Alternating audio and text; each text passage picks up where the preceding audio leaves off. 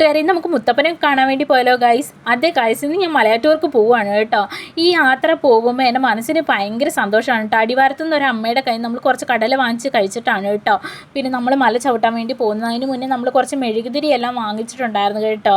അങ്ങനെ നമ്മൾ മല കയറാൻ വേണ്ടി പോവുകയാണ് കേട്ടോ ഗൈസ്. അങ്ങനെ ഓരോ ചവിട്ടുപടി വെക്കുമ്പോഴും എൻ്റെ മനസ്സിൽ മുത്തപ്പനെ കാണണം എന്നുള്ള ഒരൊറ്റ ആഗ്രഹം ഉണ്ടായിരുന്നുള്ളൂ കേട്ടോ.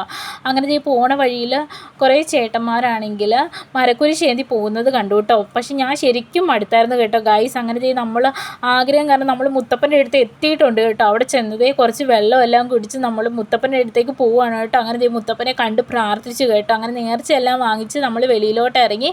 അങ്ങനെ പാറയിൽ നിന്ന് ഉദിച്ച് വന്ന് പൊന്നുംകുരിശ് മുത്തി കേട്ടോ.